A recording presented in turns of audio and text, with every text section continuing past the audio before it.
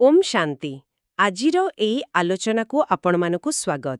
आमे आजी माने 21 अक्टोबर 2025 रो ब्रह्मा कुमारी दैनिक मुरलीर गभीरताकू जिबाकू चेष्टा करिबा। एथिरे जो मुख्य शिक्षा सबू अछि सेगुडीकू भल भाबरे बुझिबा पई आमर अनुरोध एही आलोचनाटीकू शेष पर्यंत सुनिबे। आउ हाँ, जदि आपण प्रतिदिन मुरली आउ एमिति आध्यात्मिक ज्ञानर आलोचना गभीर विश्लेषण पाइबाकू चाहुछंती ताहेले आम चैनल को सब्सक्राइब करिबाकू भूलिबेनी। तेबे आजिर मुरली क्यों मुख्य विषय उपरे माने आलोकपात करुछि आमे देखिबा। एथिरे अछि ड्रामार रहस्य, बहुत गभीर कथा एटा। आउ बाबांकू स्मरण करिबार माने जोघर असल महत्व कौन, आउ गोटे शब्द अछि सर्वशक्तिमान सत्ता, ए शब्दर प्रकृत अर्थ कौन, एसबु उपरे बेश गुरुत्व दिया जाइछि। मोते लागुछि एमितिरे देखिबाकू गले ए विषयगुड़िकू आम दैनंदिन जीवनरे शांति आउ स्थिरता आनिबारे बहुत साहाय्य करिबो। ठीक अछि, चलंतु आरंभ करिबा। आजिर मुरलीर जो सार अछि माने मुख्य शिक्षा सेटा हेउछि मधुर संतान माने सकाळु शीघ्र उठी बाबांक सहित मधुर वार्तालाप कर। एही ज्ञानर मंथन पई प्रभात समय बहुत भल अटे। एठी मो मनरे गोटे प्रश्न आसुछि, प्रभात समय बा अमृत बेलाकू ज्ञान मंथन पई एते गुरुत्व काहींकी दिया जाइछि? कौन अछि ए समयर विशेषता? हाँ, एटा एक बहुत बहुत गुरुत्वपूर्ण प्रश्न। देखंतु, मंथन ए शब्दर अर्थ केवल चिंता करिबा नुहे। यार अर्थ हेउछि माने गभीर चिंतन, आत्मनिरीक्षण। और सबुठु बड़ कथा हला मूल स्रोत माने हमर शिव बाबा तांको सहित एक मधुर व्यक्तिगत संबंध जोड़िबा। प्रभात समय जेतेबेली बाहर दुनियार कोलाहल टिके कम थाए, बुझिले, आम मन भी साधारणतः अधिक शांत, स्थिर और ग्रहणशील थाए। तेणु एई समयटा ज्ञानर जो सूक्ष्म कथा सबु अछि सेगुड़ाकू हृदयंगम करिबा पई और बाबांक स्मृतिरे सहजरे डुबी जिबा पई बहुत भल आदर्श समय। आमे जति भक्ति मार्ग सहित टिके तुलना करिबा, सेठी भी लोके सकाळु उठी पूजा पाठ करंती, ध्यान करंती। हाँ, सेटा तो ठीक। किंतु एठी आम ज्ञान मार्गरे मुख्य गुरुत्व दिया जाउछि ज्ञानर मनन चिंतन और बाबांक सहित सीधा सड़क। जेमिति बंधु परी, पिता परी, साथी परी, सेमिति संबंध जोड़िबा उपरे। एई समयरे बाबांक सह कथा हेबा, मनर कथा कहिबा, एटा गोटा अलग प्रकारर माने अलौकिक अनुभूति दिए। मुरलीरे कहा जाइछि एटा हेउछि खुशीर पालन करिबा समय आउ अतीन्द्रिय सुख अनुभव करिबार समय। ए जो सुखटा ना, एटा कोनोसी बाहर जिनिस उपरे निर्भर करेनी, एटा आत्मार निजस्व आनंद। वास्तविक एटा बहुत सुंदर भावना। स्वयं परमात्मांक सह सांग भଳି कथा हेबा, निज मनर सबु कथा तांकु कहिबा। मुरलीर से वाक्यटा मते बहुत छुईला। बाबा, आपण केते मधुर, आमे एबे आम सुखभूमि को जिबाकू जाउछु। ए जो भावनाटा एटा निजे ही केते शक्ति दिए ना, जे आमे ए दुख दुनियारो सुख दुनिया को जाउछु। आउ से यात्रारे आम साथीरे अछंती स्वयं भगवान। तेबे एई सकाळर स्मृति निश्चय दिनसारा पाई गोटे आध्यात्मिक शक्ति देउथिबो। एकदम निश्चित भावरे एही स्मृति ही तो पुरुषार्थर मूल। एही सकाळर अभ्यास आमको दिनसारा मायार प्रभावरु बंचाई रखे आ भीतर शक्ति और खुशी दिए। ठीक अछि, तेबे आगुकू बढ़िबा। मुरलीरे आउ गोटी बहुत गुरुत्वपूर्ण प्रश्न उठा जाइछे। एटा अनेकंक मनरे टिके द्वंद्व सृष्टि करि पारे। प्रश्नटी हेला, भक्तमाने जेतेबेले भगवान को सर्वशक्तिमान सत्ता बा ऑलमाइटी अथॉरिटी कहउचंती, आउ आमे माने ब्रह्मकुमार संतान माने जेतेबेले एई शब्दटा व्यवहार करूछु, से दुईटा भितरे कौन फरक अछि? साधारण भावे सुनिले तो शब्दटा समान लागुछि, किंतु बोधवे एहार अर्थरे किछि गभीर पार्थक्य रहिछि ना? हाँ, आपण एकदम ठीक कहिले। एठी गोटे सूक्ष्म किंतु बहुत बहुत महत्वपूर्ण पार्थक्य अछि। जेतेबेले भक्त माने सर्वशक्तिमान कहंती, सेमानंकर साधारण धारणाटा केमिति थाए जे भगवान सबु करि पारिबे, जहा चाहिबे करिबे। हाँ, सेया तो समस्ते भावन्ती। हाँ, सेमाने भावंती से चाहिले पहाड़ उठाई देबे, मला लोकको बंचाई देबे, दुख को मुहूर्त के सुख कर देबे। माने सृष्टिर नियम को भी बदलाई देई पारिबे, सबु किछि तांकर इच्छा उपरे। किंतु ବାବା ଏଠି ସ୍ପଷ୍ଟ କରୁଛନ୍ତି ଯେ ଏଇ ବ୍ୟାଖ୍ୟାଟା ପୂରାପୂରି ଠିକ୍ ନୁହେଁ। ବାବା ନିଜେ କହୁଛନ୍ତି ସେ ମଧ୍ୟ ଏଇ ଯୋଉ ଅବିନାଶୀ ବିଶ୍ୱ ଡ୍ରାମା ଅଛି ତାର ନିୟମରେ ବନ୍ଧା। ସେ ଡ୍ରାମାର ନିୟମ ବାହାରକୁ ଯାଇ କିଛି କରନ୍ତିନି। ବରଂ ବାବା କହୁଛନ୍ତି ବାସ୍ତବରେ ଦେଖିଲେ ମୁଁ ବି ଡ୍ରାମାର ବନ୍ଧନରେ ଅଛି। ଡ୍ରାମା ହିଁ ସର୍ବଶକ୍ତିମାନ ସତ୍ତା। ଆରେ ବା, ଏଇଟା ତ ବଡ଼ ଆଶ୍ଚର୍ଯ୍ୟ କଥା। ହଁ, ଅର୍ଥାତ୍ ଏଇ ଯୋଉ ପୂର୍ବ ନିର୍ଦ୍ଧାରିତ ଅବିନାଶୀ ନାଟକ ଚାଲିଛି ସେଇଟା ହିଁ ସବୁଠୁ ଶକ୍ତିଶାଳୀ, ସର୍ବୋପରି। ତେବେ ଯଦି ଡ୍ରାମା ହିଁ ସର୍ବଶକ୍ତିମାନ, ତାହେଲେ ବାବାଙ୍କୁ କାହିଁକି ସର୍ବଶକ୍ତିମାନ କୁହାଯାଏ? ତାଙ୍କ ଶକ୍ତି କୋଉଠି ରହିଲା? ଦେଖନ୍ତୁ, ବାବାଙ୍କୁ ସର୍ବଶକ୍ତିମାନ କୁହାଯାଏ ତାଙ୍କର ଗୋଟେ ଅଦ୍ୱିତୀୟ କର୍ତ୍ତବ୍ୟ ଆଉ ଶକ୍ତି ପାଇଁ। ତାଙ୍କ ପାଖରେ ହିଁ ସେ ଶକ୍ତି ଅଛି ଯାହାଦ୍ୱାରା ସେ ସବୁ ଆତ୍ମାଙ୍କୁ ପତିତ ଅବସ୍ଥାର ଉଠେଇ ମୁକ୍ତି, ମାନେ ଦୁଃଖରୁ ମୁକ୍ତି, ଆଚ୍ଛା। କିମ୍ବା ଜୀବନ ମୁକ୍ତି, ମାନେ ସୁଖଧାମର ଜୀବନ ଦେଇପାରିବେ। ଏହାକୁ ହିଁ ସଦ୍ଗତି କୁହାଯାଏ। ଏଇଟା ଆଉ କାହା ପାଖରେ ନାହିଁ। ଆଉ ଦ୍ୱିତୀୟ କଥା ହେଲା, ସେ ଏମିତି ଗୋଟେ ସତ୍ୟଯୋଗୀ, ସୁନାର ଦିବ୍ୟ ରାଜ୍ୟ ସ୍ଥାପନ କରନ୍ତି ଯୋଉଠି ଦୁଃଖର ନାଁ ଗନ୍ଧ ନଥାଏ, ଆଉ ସେ ରାଜ୍ୟକୁ କେହି ବି ଛଡ଼େଇ ନେଇପାରିବେ ନାହିଁ। ହଁ, ସେଇଟା ବହୁତ ଗୁରୁତ୍ୱପୂର୍ଣ୍ଣ କଥା। ହଁ, ଏଇ ଦୁଇଟି କାମ, ସମସ୍ତଙ୍କୁ ସଦ୍ଗତି ଦେବା ଆଉ ଅବିନାଶୀ ସ୍ୱର୍ଗ ସ୍ଥାପନ କରିବା, ଏଇ ଦୁଇଟା ହିଁ ତାଙ୍କୁ ସର୍ବଶକ୍ତିମାନ ପ୍ରମାଣିତ କରେ। ଆଉ ଗୋଟେ ଗୁରୁତ୍ୱପୂର୍ଣ୍ଣ କଥା କ'ଣ କି, ବାବା ଆମକୁ, ମାନେ ତାଙ୍କ ପିଲାମାନଙ୍କୁ ରାଜଯୋଗ ଶିଖେଇ ନିଜ ପରି ଶକ୍ତିଶାଳୀ ହେବାର ବାଟ ଦେଖାନ୍ତି। ସେ ଆମକୁ ଜ୍ଞାନ ଦେଇ, ଯୋଗ ଶିଖେଇ ଏତେ ଶକ୍ତିଶାଳୀ କରିଦିଅନ୍ତି ଯେ ଆମେ ମାୟା ଉପରେ ବି ଜିତିପାରିବା। ଓ, ଏବେ ଯାଇ ପୁରା ବୁଝାପଡ଼ିଲା। ତେଣୁ ବାବାଙ୍କୁ ମନେ ପକାଇବା ଦ୍ୱାରା ହିଁ ଆମେ ଶକ୍ତି ପାଉ। ମୁରଲୀରେ ବି ତ କୁହାଯାଇଛି, କେବଳ ବାପାଙ୍କୁ ମନେ ପକାଇବା ଦ୍ୱାରା ତୁମେ ସର୍ବଶକ୍ତିମାନ ସତ୍ତା ହୋଇଯାଅ। ଆଉ ଏହା ସହିତ ପବିତ୍ର ରହିବା। ପବିତ୍ର ରହିବା ଦ୍ୱାରା ଆମେ ଆତ୍ମାର ଯୋଉ ମୂଳ ସ୍ୱରୂପ ସେଠିକି ଫେରିଆସୁ, ଯାହାକୁ କହୁଛନ୍ତି ତମୋପ୍ରଧାନ, ମାନେ ପୁରା ପତିତ ଅବସ୍ଥାରୁ ସତୋପ୍ରଧାନକୁ ଯିବା, ପୁରା ପବିତ୍ର ସତ୍ୟରୁଗୀ ଅବସ୍ଥା। ଏଇଟା ହିଁ ପ୍ରକୃତର ଭିତରୁ ଶକ୍ତି ଦିଏ ନା? ତେଣୁ ବାବାଙ୍କ ଶକ୍ତି ଆମ ଭିତରେ କାମ କରେ। ଏକଦମ ଠିକ୍। ବାବାଙ୍କ ଶକ୍ତି ଆମକୁ ଶକ୍ତିଶାଳୀ କରିବାରେ ଅଛି। ସେ ଡ୍ରାମାର ନିୟମ ବଦଳାନ୍ତିନି, ବରଂ ଆମକୁ ସେ ନିୟମକୁ ବୁଝି, ତାକୁ ସମ୍ମାନ ଦେଇ ନିଜ ପାଠକୁ ସବୁଠୁ ଭଲ ଭାବେ ବଜାଇବା ପାଇଁ ଶକ୍ତି ଦିଅନ୍ତି। ଏଇ ଡ୍ରାମା କଥାଟା ପ୍ରକୃତରେ ବହୁତ ଗଭୀର। ମୁରଲୀ କହୁଛି, ଏ ପୁରା ବିଶ୍ୱଚକ୍ର, ଏ ସୃଷ୍ଟିର ଯାତ୍ରା, ଏଇଟା ଗୋଟେ ପୂର୍ବ ନିର୍ଦ୍ଧାରିତ, ବାରମ୍ବାର ହେଉଥିବା, କେବେ ନ ସରିବା ଭଳି ନାଟକ ବା ଡ୍ରାମା। ଏହାକୁ ଗୋଟେ ଖେଳ ବୋଲି ଜାଣିବାର ଅର୍ଥ ହେଲା, ଏହାର ଆରମ୍ଭ ସତ୍ୟଯୁଗ, ମଝି ତ୍ରେତୟା ଦ୍ୱାପର ଆଉ ଶେଷ କଳିଯୁଗକୁ ଜାଣିବା। କିନ୍ତୁ ମୁରଳୀ କହୁଛି, ଦୁନିଆରେ କେହି ମଣିଷ ଜାଣନ୍ତିନି ଯେ ଏଇଟା ଗୋଟେ ଖେଳ। ଯଦି ସେମାନେ ବୁଝନ୍ତେ, ତେବେ ଆରମ୍ଭରୁ ଶେଷ ଯାଏ ସବୁକିଛି ମନେ ରଖନ୍ତେ। ଏହାର ମାନେ କ'ଣ? ହଁ, ଏହାର ଅର୍ଥ ହେଉଛି, ଏଇ ଯୋଉ ସୃଷ୍ଟିଚକ୍ର ଅଛି, ଏଇଟା 5000 ବର୍ଷର ଗୋଟେ ନିର୍ଦ୍ଦିଷ୍ଟ ଚକ୍କର। ଯେମିତି ଗୋଟେ ଫିଲ୍ମ ରେଲ୍ ଥରେ ତିଆରି ହୋଇଗଲା ପରେ ତାକୁ ଆପଣ ଯେତେ ଥର ଚଲେଇଲେ ବି ପ୍ରତିଟି ସିନ୍, ପ୍ରତିଟି ଡାୟଲଗ୍, ପ୍ରତିଟି ଚରିତ୍ର ସମାନ ରୁହେ। ହଁ, ସେଇଆ ତ। ଠିକ୍ ସେମିତି ଏ ବିଶ୍ୱ ଡ୍ରାମା ମଧ୍ୟ କଳ୍ପ ପରେ କଳ୍ପ, ମାନେ ପ୍ରତି 5000 ବର୍ଷରେ ହୁବହୁ ସେଇଭଳି ପୁଣି ଘଟେ। ଏଥିରେ କିଛି ନୂଆ ଆତ୍ମା ଆସନ୍ତିନି କି ପୁରୁଣା ଆତ୍ମା କୁଆଡ଼େ ଯାଆନ୍ତିନି। ପ୍ରତିଟି ଆତ୍ମା ନିଜର ଯୋଉ ଅବିନାଶୀ ପାର୍ଟ ଅଛି, ସେଇ ଅନୁସାରେ ଠିକ୍ ସମୟରେ ପରମଧାମର ତଳକୁ ଆସନ୍ତି ଆଉ ନିଜର ରୋଲ୍ ପ୍ଲେ କରନ୍ତି।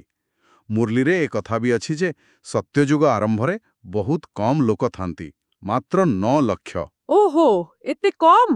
ହଁ, ଧୀରେ ଧୀରେ ଯୁଗ ବଦଳିବା ସହିତ ବେଶୀ ବେଶୀ ଆତ୍ମା ଉପରୁ ଆସନ୍ତି ଆଉ ଜନସଂଖ୍ୟା ବଢ଼ି ବଢ଼ି ଏବେ କଳିଯୁଗର ଶେଷ ବେଳକୁ ଏତେ ବିଶାଳ ସଂଖ୍ୟା ହୋଇଯାଇଛି। ଆଉ ଏ ପୁରା ଡ୍ରାମାରେ ଭାରତର ଗୋଟେ ବିଶେଷ ମହତ୍ତ୍ୱ ଅଛି। ଏହାକୁ ଅବିନାଶୀ ଖଣ୍ଡ କୁହାଯାଏ, କାରଣ ଏଇଠି ଦେବତାମାନେ ଜନ୍ମ ନିଅନ୍ତି ଆଉ ଏ ଜାଗା କେବେ ବି ପୁରାପୁରି ନଷ୍ଟ ହୁଏନା।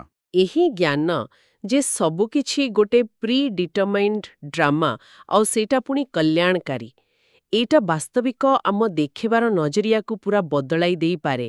ଯେତେବେଳେ ଆମେ ଜାଣିବା ଯେ ଯାହା ବି ହେଉଛି ସେଇଟା ନିର୍ଦ୍ଧାରିତ ଆଉ ପ୍ରତି 5000 ବର୍ଷରେ ପୁଣି ହେବ, ସେତେବେଳେ ବୋଧହୁଏ ପରିସ୍ଥିତିଗୁଡ଼ାକୁ ଅଧିକ ସାକ୍ଷୀ ଭାବରେ, ମାନେ ନିର୍ଲିପ୍ତ ଭାବରେ ଦେଖିବା ସହଜ ହୋଇଯିବ। ଏଇଟା ଭକ୍ତି ମାର୍ଗର ଦୃଷ୍ଟିକୋଣଠୁ କେତେ ଅଲଗା। ଭକ୍ତିରେ ଆମେ ଭଗବାନଙ୍କୁ ପରିସ୍ଥିତି ବଦଳାଇବାକୁ ଡାକୁ, କେତେ ପୂଜାପାଠ ତୀର୍ଥଯାତ୍ରା କରୁ, କେତେ ଗୁରୁଙ୍କ ପାଖକୁ ଯାଉ। ମୁରଲି ଠିକ୍ ମନେ ପକାଇ ଦେଉଛି ଭକ୍ତି ମାର୍ଗରେ ଜନ୍ମ ଜନ୍ମାନ୍ତରରେ କେତେ ଖର୍ଚ୍ଚ କଲୁ, କେତେ ବୁଲିଲୁ, କେତେ ଗୁରୁ କଲୁ, କିନ୍ତୁ ଏବେ ବାବା ଆସି ସେ ସବୁ ଦୌଡ଼ା ଦୌଡ଼ିରୁ ମୁକ୍ତ କରିଦେଲେ। ଏକଦମ ସଠିକ୍ କହିଲେ। ଏଇଟା ହିଁ ଜ୍ଞାନ ମାର୍ଗ ଆଉ ଭକ୍ତି ମାର୍ଗ ଭିତରେ ମୁଖ୍ୟ ଫରକ। ଭକ୍ତି ମାର୍ଗ ହେଲା ଖୋଜିବାର ବାଟ, ଯୋଉଠି ଭଗବାନଙ୍କୁ ପାଇବା ପାଇଁ ବହୁତ ଚେଷ୍ଟା କରାଯାଏ, କିନ୍ତୁ ଠିକ୍ ପରିଚୟ ନଥାଏ। ଆଉ ଜ୍ଞାନ ମାର୍ଗ ହେଲା ପାଇବାର ମାର୍ଗ। ଏଠି ସ୍ୱୟଂ ଭଗବାନ ଆସି ନିଜର ଆଉ ସୃଷ୍ଟିଚକ୍ରର ସତ୍ୟ ପରିଚୟ ଦେଉଛନ୍ତି। ବାବା ଆମକୁ ଜ୍ଞାନର ତୃତୀୟ ନେତ୍ର ଦେଉଛନ୍ତି, ଯାହାଦ୍ୱାରା ଆମେ ତିନି କାଳ, ଅତୀତ, ବର୍ତ୍ତମାନ, ଭବିଷ୍ୟତ, ଆଉ ତିନି ଲୋକ ମାନେ ମୂଳବତନ, ସୂକ୍ଷ୍ମବତନ, ସାକାରବତନ ସବୁ ସ୍ପଷ୍ଟ ଦେଖିପାରୁଛୁ, ଜାଣିପାରୁଛୁ। ମୁରଳୀରେ ପୁରୁଣା ଋଷିମୁନିମାନଙ୍କ କଥା ବି କୁହାଯାଇଛି। ସେମାନେ ପବିତ୍ରତା ପାଳନ କରି ଆଉ ହଠଯୋଗ କରି କିଛି ଶକ୍ତି ପାଇଥିଲେ। ସେଇଟା ଭାରତକୁ କିଛି ମାତ୍ରାରେ ଧରି ରଖିବାରେ ସାହାଯ୍ୟ କରୁଥିଲା। କିନ୍ତୁ ସେମାନେ ବି ସୃଷ୍ଟିର ଆଦି, ମଧ୍ୟ, ଅନ୍ତର ପୁରା ରହସ୍ୟ ଜାଣିନଥିଲେ କି ସ୍ୱୟଂ ଭଗବାନଙ୍କୁ ଠିକ୍ ଭାବେ ଚିହ୍ନି ନଥିଲେ। ବାବା ଆମକୁ ଯେଉଁ ରାଜଯୋଗ ଶିଖାଉଛନ୍ତି ସେଇଟା ବହୁତ ସହଜ, ସରଳ, ଆଉ ଏହାଦ୍ୱାରା ଆମେ ପୁରା ଦୁନିଆର ରାଜ୍ୟ ବା ମାଲିକାନା ପାଇବାକୁ ଯୋଗ୍ୟ ହେଉଛୁ।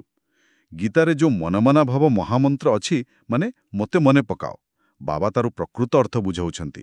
ଖାଲି ଶ୍ଲୋକଟା ଜାଣିଦେଲେ ବା ଜପିଦେଲେ ହେବନି। ପ୍ରଶ୍ନ ହେଉଛି ମୋତେ ମାନେ କାହାକୁ? ଯେ ପର୍ଯ୍ୟନ୍ତ ଆମେ ସେହି ଏକ ନିରାକାର ପରମପିତା ପରମାତ୍ମା ଶିବଙ୍କୁ ଠିକ୍ ଭାବେ ଜାଣିନେ ଆଉ ଚିହ୍ନିନେ, ସେ ପର୍ଯ୍ୟନ୍ତ ତାଙ୍କୁ ଠିକ୍ ଭାବେ ମନେ ପକାଇବା ବା ଯୋଗ କରିବା ସମ୍ଭବ ହେବାନି। ଏଇ ଜ୍ଞାନଟା ହିଁ ଠିକ୍ ଯୋଗର ଆଧାର। ବାସ୍ତବିକ ଏହି ସ୍ପଷ୍ଟତାଟା ବହୁତ ଦରକାରୀ। ତେବେ ଏ ଯେଉଁ ସବୁ ଗଭୀର ଜ୍ଞାନ କଥା ଆମେ କହୁଛେ, ଏଗୁଡ଼ିକୁ ଆମେ ଆମ ପ୍ରାକ୍ଟିକାଲ ଲାଇଫରେ ମାନେ ବ୍ୟବହାରିକ ଜୀବନରେ କେମିତି ଧାରଣ କରିବା? କାରଣ ଜ୍ଞାନ ଶୁଣିବା ତ ଗୋଟେ କଥା, କିନ୍ତୁ ତାକୁ ଜୀବନରେ ଆଣିବା ସେଇଟା ହିଁ ପ୍ରକୃତ ପୁରୁଷାର୍ଥ। ମୁରଲୀରେ ଧାରଣା ପାଇଁ ମୁଖ୍ୟ ସାର ଭାବରେ 2ଟା ପଏଣ୍ଟ ଦିଆଯାଇଛି। ପ୍ରଥମଟା ତ ଆମେ ଆଲୋଚନା କଲେ, ସକାଳୁ ଶୀଘ୍ର ଉଠି ବାବାଙ୍କ ସହ ମିଠା ମିଠା କଥା ହେବା, ଜ୍ଞାନ ମନ୍ଥନ କରିବା, ଆଉ ପ୍ରତିଦିନ ଭିତରେ ଭିତରେ ଖୁସି ମନେଇ ଅତୀନ୍ଦ୍ରିୟ ସୁଖ ଅନୁଭବ କରିବା। ହଁ, ଆଉ ଦ୍ୱିତୀୟ ମୁଖ୍ୟ ସାରବିନ୍ଦୁଟା ବି ସେତିକି ହିଁ ଜରୁରୀ। ସେଟା ହେଉଛି ସତ୍ୟଯୋଗୀ ସ୍ୱରାଜ୍ୟ ବା ରାମରାଜ୍ୟ ସ୍ଥାପନା କରିବାରେ ବାବାଙ୍କର ପୁରା ସହଯୋଗୀ ହେବା ପାଇଁ ସମ୍ପୂର୍ଣ୍ଣ ପବିତ୍ର ହେବା। ପବିତ୍ରତା ହିଁ ଏ ଜ୍ଞାନମାର୍ଗର ମୂଳଦୁଆ ବୁଝିଲେ। ବାବାଙ୍କୁ ଠିକ୍ ଭାବରେ ମନେ ପକାଇବା ଦ୍ୱାରା ହିଁ ଆମର ଜନ୍ମଜନ୍ମର ପାପକର୍ମ ବା ବିକର୍ମ ସବୁ ଭସ୍ମ ହୁଏ। ଏଇ ସ୍ମୃତି ବା ଯୋଗ ହିଁ ଆତ୍ମକୁ ଶୁଦ୍ଧ କରେ। ଏପରିକି ମୁରଲୀରେ ଏକଥା ବି କୁହାଯାଇଛି ଯେ ରୋଷେଇ କରିବା ବେଳେ ବି ବହୁତ ପବିତ୍ରତା ଆଉ ସଫାସୁତୁରାତା ଧ୍ୟାନ ରଖିବା ଦରକାର, କାରଣ ଅନ୍ନର ପ୍ରଭାବ ମନ ଉପରେ ପଡ଼େ। ହଁ, ଏଇଟା ବହୁତ ପ୍ରାକ୍ଟିକାଲ କଥା। ଅର୍ଥାତ୍ ଆମର ଯେଉଁ ଦୈନନ୍ଦିନ କାମ, ସେଗୁଡ଼ା ବି ଆମ ଆଧ୍ୟାତ୍ମିକ ଯାତ୍ରାର ଅଂଶ ହୋଇପାରିବ। ଯେମିତି ରୋଷେଇ କଲାବେଳେ ଯଦି ଆମେ ଏଇ ସ୍ମୃତିରେ ରହିବା ଯେ ମୁଁ ଏଇଟା ଶିବ ବାବାଙ୍କ ଭୋଗ ପାଇଁ, ତାଙ୍କ ପିଲାମାନଙ୍କ ସେବା ପାଇଁ କରୁଛି, ତାହେଲେ ସେ କାମଟା ଆଉ ଖାଲି ଗୋଟେ ସାଧାରଣ କାମ ହୋଇ ରହିବନି। ସେଇଟା ଯୋଗ ହୋଇଯିବ, ଆଉ ସେ ଖାଇବାଟା ପ୍ରସାଦ ବା ବ୍ରହ୍ମଭୋଜନ ହୋଇଯିବ। ଏଇ ଛୋଟ ଛୋଟ ଅଭ୍ୟାସ ହିଁ ବୋଧେ ଆମକୁ ସବୁବେଳେ ଯୋଗଯୁକ୍ତ ରଖିବାରେ ସାହାଯ୍ୟ କରେ। ଏକଦମ ସଠିକ୍। ଏହି ଅଭ୍ୟାସ ହିଁ ତ କର୍ମଯୋଗ। ଆରମ୍ଭରେ ହୁଏତ ଟିକେ ମନେ ପକେଇ କରିବାକୁ ପଡ଼ିବ, କିନ୍ତୁ ଧୀରେ ଧୀରେ ଏଇଟା ସ୍ୱାଭାବିକ ହୋଇଯିବ। ଆମେ ଯେତେ ଅଧିକ ଦିନସାରା ଚାଲିଲା ବୁଲିଲା ବେଳେ, କାମ କଲାବେଳେ ବାବାଙ୍କୁ ମନେ ପକାଇବା, ସେତେ ଅଧିକ ଆମ ଭିତରର ଖୁସି ବଢ଼ିବ, ଶକ୍ତି ବଢ଼ିବ, ଆଉ ପରିସ୍ଥିତିଗୁଡ଼ିକୁ ସାମ୍ନା କରିବା ସହଜ ଲାଗିବ। ହଁ, ଏମିତି ନୁହେଁ ଯେ ବିଘ୍ନ ଆସିବନି, ମାୟା ବା ନେଗେଟିଭ୍ ଶକ୍ତି ଆସିବ, ଆମେ ସ୍ମୃତି ଭୁଲିଯିବା। କିନ୍ତୁ ପୁରୁଷାର୍ଥୀ ମାନେ ଯିଏ ଚେଷ୍ଟା କରୁଛି, ସେ କେବେ ହାର ମାନେନି, ବାରମ୍ବାର ଚେଷ୍ଟା ଜାରି ରଖେ। ଆଜିର ମୁରଲୀରେ ଗୋଟେ ବହୁ ସୁନ୍ଦର ଆଶୀର୍ବାଦ ବି ଅଛି। ସନ୍ତୁଷ୍ଟ ଆତ୍ମା ହୋଇ ସମସ୍ତ ଦୋଷ ଦୁର୍ବଳତାର ଆହୁତି ଦିଅ ଏବଂ ଦିବ୍ୟ ଗୁଣମାନଙ୍କୁ ଆହ୍ୱାନ କର। ଏପରି ଭାବରେ ନୂତନ ସଂସ୍କାରର ନୂତନ ବସ୍ତ୍ର ପିନ୍ଧି ସତ୍ୟ ଦୀପାବଳି ପାଳନ କର। ଏହାର ମାନେ କ'ଣ ହୋଇପାରେ? ଏ ଯେଉଁ ଆଶୀର୍ବାଦଟା ଅଛି ନା, ଏଇଟା ଦୀପାବଳି ପର୍ବର ଆଧ୍ୟାତ୍ମିକ ରହସ୍ୟକୁ ବହୁତ ସୁନ୍ଦର ଭାବରେ ବୁଝଉଛି। ସାଧାରଣତଃ ଆମେ ଦୀପାବଳିରେ କ'ଣ କରୁ? ଘରଦ୍ୱାର ସଫା କରୁ, ପୁରୁଣା ଅଦରକାରୀ ଜିନିଷ ଫୋପାଡ଼ି ଦିଅ, ଆଉ ନୂଆ ଜିନିଷ ଆଣୁ, ନୂଆ ଲୁଗା ପିନ୍ଧୁ, ଦୀପ ଜାଳି ଆଲୁଅ କରୁ। ହଁ, ସେଇଆ ତ। ଏଇଟା ହେଲା ବାହାର କଥା। କିନ୍ତୁ ଆଧ୍ୟାତ୍ମିକ ସ୍ତରରେ ସତ୍ୟ ଦୀପାବଳି ପାଳନ କରିବାର ଅର୍ଥ ହେଲା ନିଜ ମନ ବୁଦ୍ଧି ରୂପକ ଘରର ସଫାଇ କରିବା। ମାନେ ନିଜ ଭିତରେ ଯେତେ ଦୋଷ, ଦୁର୍ବଳତା, ନେଗେଟିଭ୍ ସଂସ୍କାର ଅଛି, ଯେମିତି କ୍ରୋଧ, ଲୋଭ, ଅହଙ୍କାର, ଆଳସ୍ୟ, ଏସବୁକୁ ଜ୍ଞାନ ଆଉ ଯୋଗର ନିଆଁରେ ଆହୁତି ଦେବା, ମାନେ ସମାପ୍ତ କରିବା। ଆଉ ତା ଜାଗାରେ ଦିବ୍ୟ ଗୁଣ ଯେମିତି ଶାନ୍ତି, ପ୍ରେମ, ଆନନ୍ଦ, ପବିତ୍ରତା, ଜ୍ଞାନ, ଶକ୍ତି ଏଗୁଡ଼ିକୁ ଆହ୍ୱାନ କରିବା, ମାନେ ଧାରଣ କରିବା। ଏଇଟା ହିଁ ହେଲା ନୂଆ ସଂସ୍କାର ରୂପକ ନୂଆ ଲୁଗା ପିନ୍ଧିବା। ଆଉ ଆଶୀର୍ବାଦରେ କୁହାଯାଇଛି ଏହାର ଆଧାର ହେଉଛି ସନ୍ତୁଷ୍ଟତା। ଯେତେବେଳେ ଆମେ ଯାହା ପାଇଛେ ସେଥିରେ ସନ୍ତୁଷ୍ଟ ରହିବା, ସେତେବେଳେ ଦିବ୍ୟଗୁଣ ଆପେ ଆପେ ଆସିବ ଆଉ ଦୁର୍ବଳତାଗୁଡ଼ିକ ବି ନିଜେ ନିଜେ ସରିଯିବ। ଏଇଟା ହିଁ ଆତ୍ମାର ପ୍ରକୃତ ଦୀପାବଳି ପାଳନ। ବହୁତ ସୁନ୍ଦର ବ୍ୟାଖ୍ୟା କଲେ। ଆଉ ଏହା ସହିତ ଆଜିର ଯୋଉ ସ୍ଲୋଗାନ ଅଛି ସେଇଟା ବି ବହୁତ ପାୱାରଫୁଲ। ନିଜର ସ୍ୱମାନର ଆସନ ଉପରେ ସଦା ସ୍ଥିତ ରହିବା ପାଇଁ ନିଶ୍ଚୟର ବେଲ୍ଟକୁ ଭଲ ଭାବରେ ବାନ୍ଧି ଦିଅ।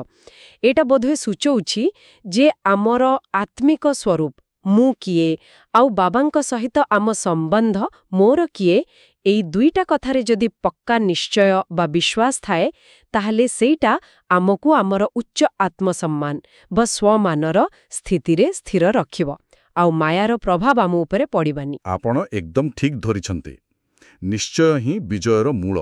ଯେତେ ଦୃଢ଼ ନିଶ୍ଚୟ, ସେତେ ସ୍ଥିର ଭାବରେ ଆମେ ନିଜ ସ୍ୱମାନରେ ରହିପାରିବା। ମୁରଲୀର ଶେଷ ଆଡ଼କୁ ଅବ୍ୟକ୍ତ ସଂକେତ ଆଉ ମାତେଶ୍ୱରୀଜୀଙ୍କ ମହାବାକ୍ୟର ସାର ବି ଥାଏ। ଆଜିର ଅବ୍ୟକ୍ତ ସଂକେତ କହୁଛି ନିଜ ଉପରେ ଆଉ ଅନ୍ୟମାନଙ୍କ ଉପରେ ଯୋଗଶକ୍ତି ଦ୍ୱାରା ମନରେ ପରୀକ୍ଷଣ କରିବାକୁ। ଏମିତି ବି କହୁଛି ଯେ ଶାନ୍ତିର ଶକ୍ତି ଦ୍ୱାରା ନିଜ ଶରୀରର ରୋଗ ଆଉ କର୍ମବନ୍ଧନକୁ ବି ପରିବର୍ତ୍ତନ କରାଯାଇପାରେ। ଏଟା କେମିତି ସମ୍ଭବ? ଏଇଟା ଗୋଟେ ସୂକ୍ଷ୍ମ କିନ୍ତୁ ବହୁତ ଶକ୍ତିଶାଳୀ ପ୍ରକ୍ରିୟା। ଯେତେବେଳେ ଆମେ ଗଭୀର ଶାନ୍ତି ଆଉ ବାବାଙ୍କ ସ୍ମୃତିରେ ରହି ନିଜକୁ ବା ଅନ୍ୟ କାହାକୁ ଶାନ୍ତିର ଭଲ ଭାଇବ୍ରେସନ୍ ଦଉ, ସେତେବେଳେ ତାର ପଜିଟିଭ୍ ପ୍ରଭାବ ପଡ଼େ। ଏଇଟା ମନର ଶକ୍ତିକୁ ସକାରାତ୍ମକ ଦିଗରେ ଲଗେଇବାର ଗୋଟେ ଅଭ୍ୟାସ। ଯଦିଓ ଶରୀରର ରୋଗ କି କର୍ମବନ୍ଧନ ହୁଏତ ସାଙ୍ଗେ ସାଙ୍ଗେ ସରି ନ ଯାଇପାରେ, ତଥାପି ଶାନ୍ତିର ଶକ୍ତି ସେହି ପରିସ୍ଥିତିକୁ ସହିବାର ଶକ୍ତି ଦିଏ ଆଉ ଧୀରେ ଧୀରେ ତାର ପ୍ରଭାବକୁ କମ୍ କରିବାରେ ସାହାଯ୍ୟ କରେ। ମୂଳ କଥା ହେଲା ଆମର ଭିତରର ସ୍ଥିତିକୁ ଦୃଢ଼ କରିବା। ବୁଝିଲି। ଆଉ ମାତେଶ୍ୱରୀଜୀଙ୍କ ମହାବାକ୍ୟ? ମାତେଶ୍ୱରୀଜୀଙ୍କ ଆଜିର ଯେଉଁ ମହାବାକ୍ୟ ଅଛି, ସେଇଟା ଏ ଈଶ୍ୱରୀୟ ଜ୍ଞାନ ଆଉ ରାଜଯୋଗ କେତେ ସରଳ ଆଉ ସହଜରେ ମିଳିପାରିବ, ସେଇ କଥା ଉପରେ ଜୋର ଦେଉଛି। ସେ ସ୍ପଷ୍ଟ କରୁଛନ୍ତି ଯେ ଏ ଯେଉଁ ଅବିନାଶୀ ଈଶ୍ୱରୀୟ ଜ୍ଞାନ ପାଇବା ପାଇଁ କୌଣସି ବଡ଼ ପାଠ ପଢ଼ିବାର ଦରକାର ନାହିଁ, କୌଣସି ଅଲଗା ଭାଷା ଶିଖିବାର ଦରକାର ନାହିଁ, କି ବେଦଶାସ୍ତ୍ର ପଢ଼ିବାର ବି ଆବଶ୍ୟକତା ନାହିଁ। ଏଇଟା ଏତେ ସହଜ ଆଉ ସ୍ୱାଭାବିକ ଯେ ଜଣେ ଛୋଟ ପିଲାଠୁ ଆରମ୍ଭ କରି ବୟସ୍କ ଲୋକ ପର୍ଯ୍ୟନ୍ତ ଯେକୌଣସି ଧର୍ମ ବା ବ୍ୟାକଗ୍ରାଉଣ୍ଡର ଲୋକ ଏହାକୁ ବୁଝିପାରିବେ ଆଉ ଧାରଣା ବି କରିପାରିବେ। ଆଚ୍ଛା। ମୁଖ୍ୟ କଥା ହେଲା କେବଳ ନିଜକୁ ଆତ୍ମା ବୋଲି ନିଶ୍ଚୟ କରି ସ୍ୱୟଂ ପରମପିତା ପରମାତ୍ମା ଶିବଙ୍କ ସହିତ ବୁଦ୍ଧିର ଯୋଗ ଲଗାଇବା, ମାନେ ତାଙ୍କ ସ୍ନେହରେ ମନେ ପକାଇବା। ଏଇ ସହଜ ସ୍ମୃତି ବା ଯୋଗ ଦ୍ୱାରା ହିଁ ଆତ୍ମା ଉପରେ ଜମିଥିବା ଜନ୍ମଜନ୍ମର ବିକର୍ମ ରୂପକ ମଇଳା ସଫା ହୋଇଯାଏ ଆଉ ଆତ୍ମା ପବିତ୍ର ହୋଇ କର୍ମାତୀତ ଅବସ୍ଥାକୁ ପାଏ। କର୍ମାତୀତ ଅବସ୍ଥା? ହଁ, କର୍ମାତୀତ ମାନେ କର୍ମର ବନ୍ଧନର ମୁକ୍ତ ଅବସ୍ଥା, ଯୋଉଠି ଆଉ ନୂଆ ଭୁଲ କର୍ମ ହୁଏନି ଆଉ ପୁରୁଣା କର୍ମର ହିସାବ ବି ସରିଯାଏ। ଏଥିପାଇଁ କୌଣସି ଶରୀରକୁ କଷ୍ଟ ଦେବା, ଜପତପ, ତୀର୍ଥଯାତ୍ରା କି ହଠଯୋଗର କଠିନ କ୍ରିୟା କରିବାରେ କିଛି ବି ଦରକାର ନାହିଁ। କେବଳ ସରଳ, ସହଜ, ସ୍ନେହଭରା ସ୍ମୃତି, ସେଇଟା ହିଁ ସବୁକିଛି। ବାଃ, ଏଇଟା ଶୁଣିବାକୁ ବହୁତ ଆଶ୍ୱାସନା ଲାଗୁଛି ଆଉ ସତରେ ବହୁତ ସରଳ ମାର୍ଗ। ତେବେ ଆଜିର ଏ ଯୋଉ ବିସ୍ତୃତ ଆଲୋଚନା ହେଲା, ଏଥିରୁ ଆମେ ଅନେକ ଗୁରୁତ୍ୱପୂର୍ଣ୍ଣ କଥା ଶିଖିଲେ। ମୁଖ୍ୟତଃ ଅମୃତବେଳା ବା ସକାଳ ସମୟରେ ବାବାଙ୍କୁ ମନେ ପକାଇବାର ଗଭୀର ମହତ୍ତ୍ୱ, ସର୍ବଶକ୍ତିମାନ ସତ୍ତାର ଠିକ୍ ଅର୍ଥ, ଯୋଉଠି ଡ୍ରାମା ହିଁ ସବୁଠୁ ବଡ଼, କିନ୍ତୁ ବାବା ହେଉଛନ୍ତି ମୁକ୍ତି ଆଉ ଜୀବନ ମୁକ୍ତି ଦେବାବାଲା ଆଉ ଆମକୁ ଶକ୍ତି ଦେବାର ସୋର୍ସ। ପୁରା ଦୁନିଆଟା ଗୋଟେ ଅବିନାଶୀ ଡ୍ରାମା, ଆଉ ଏ ଜ୍ଞାନ କେମିତି ଆମକୁ ନିର୍ଲିପ୍ତ ରହିବାରେ ସାହାଯ୍ୟ କରେ, ଆଉ ଭକ୍ତି ମାର୍ଗ ତୁଳନାରେ ଜ୍ଞାନ ଆଉ ସହଜ ରାଜଯୋଗର କେତେ ଶକ୍ତି ଆଉ ସରଳତା। ହଁ, ଏସବୁ ବିନ୍ଦୁ ଉପରେ ଚିନ୍ତା କରିବା ସହିତ ମୋ ମନକୁ ଗୋଟେ ଶେଷ ବିଚାର ଆସୁଛି, ଯାହା ଆଜିର ମୁରଲୀର ସାର ଉପରେ ହିଁ ଆଧାରିତ। ଆମେ ଏବେ ଦେଖୁଛେ ପୁରା ଦୁନିଆରେ କେତେ ଅଶାନ୍ତି, ଅନିଶ୍ଚିତତା, ଭୟ, କୋଳାହଳ ଏସବୁ ବ୍ୟାପିଛି। ହଁ, ପରିସ୍ଥିତି ବହୁତ ଜଟିଳ। ତେବେ ଏମିତି ସମୟରେ ଯେତେବେଳେ ଆମେ ଏଇ ଜ୍ଞାନକୁ ଆପଣାଇ ନେଉଛେ ଯେ ପୁରା ଦୁନିଆଟା ଗୋଟେ ପୂର୍ବନିର୍ଦ୍ଧାରିତ ଅବିନାଶୀ ଆଉ କଲ୍ୟାଣକାରୀ ଡ୍ରାମା, ଆଉ ସବୁ ଆତ୍ମା ନିଜ ନିଜ ପାର୍ଟ ବଜାଉଛନ୍ତି, ସେତେବେଳେ ଏଇ ଯୋଉ ବୁଝାମଣାଟା ଏଇଟା ବାହାର ପରିସ୍ଥିତି ଭିତରେ ଆମକୁ କେମିତି ଗୋଟେ ହାଲକା, ନିରପେକ୍ଷ, ସାକ୍ଷୀ ଆଉ ସ୍ଥିର ଦୃଷ୍ଟିକୋଣ ଦେଇପାରିବ। ଏଇ ଗୋଟିଏ ଜ୍ଞାନର ପଏଣ୍ଟ ବ୍ୟକ୍ତିଗତ ଶାନ୍ତି ଆଉ ସାମୂହିକ ସ୍ଥିରତା ପାଇଁ କେତେ ବଡ଼ ସମ୍ବଳ ହୋଇପାରେ, ଏହା ଉପରେ ଗଭୀର ଭାବେ ଚିନ୍ତା କରିବାର ଆବଶ୍ୟକତା ଅଛି ବୋଲି ମୋତେ ଲାଗୁଛି। ବହୁତ ଗଭୀର ଆଉ ବହୁତ ପ୍ରାସଙ୍ଗିକ କଥା କହିଲେ। ଏଟା ନିଶ୍ଚିତ ଭାବରେ ଆମ ସମସ୍ତଙ୍କ ପାଇଁ ଚିନ୍ତା କରିବାକୁ ବିଷୟ। ଆମ ଶ୍ରୋତାମାନଙ୍କୁ ବି ଆମେ ଅନୁରୋଧ କରୁଛୁ, ଆଜିର এই ଆଲୋଚନାରୁ ଆପଣଙ୍କ ପାଇଁ ମୁଖ୍ୟ ଶିକ୍ଷା ବା ଟେକ୍ ଅୱେ କ'ଣ ଥିଲା? ଆପଣଙ୍କ ମତାମତ ଆମକୁ କମେଣ୍ଟ ବକ୍ସରେ ଜଣାନ୍ତୁ। ଆଉ ଯଦି କିଛି ବିଶେଷ ଲେଖିବାକୁ ମନ ନ ହେଉଥାଏ, ତେବେ କେବଳ ଓମ୍ ଶାନ୍ତି ଲେଖି ନିଜର ସକାରାତ୍ମକ ଭାବନା ଆମ ସହ ବାଣ୍ଟି ପାରିବେ। ଏବଂ ଶେଷରେ, ଯଦି ଆପଣଙ୍କୁ ଏହି ଆଲୋଚନାଟି ଭଲ ଲାଗିଲା, କିଛି ଶିଖିବାକୁ ମିଳିଲା, ତେବେ ଏହି ଜ୍ଞାନର ଆଲୁଅକୁ ଅନ୍ୟମାନଙ୍କ ପାଖରେ ପହଞ୍ଚାଇବା ପାଇଁ ଏହାକୁ ନିଜ ବନ୍ଧୁ ଓ ପରିବାର ଲୋକଙ୍କ ସହ ନିଶ୍ଚୟ ସେୟାର କରନ୍ତୁ। ଏହାଦ୍ୱାରା ଚାରିଆଡ଼େ ଶାନ୍ତି ଆଉ ଆନନ୍ଦର ବାତାବରଣ ଖେଳିଯିବ, ଆଉ ଆମ ସମସ୍ତଙ୍କୁ ବାବାଙ୍କର ଆଶୀର୍ବାଦ ବି ମିଳିବ। ଓମ୍ ଶାନ୍ତି। ଆପଣ ଶୁଣୁଛନ୍ତି ରେଡିଓ ତୋଷାଳୀ, ଆମ ମାଟିର ସ୍ୱର।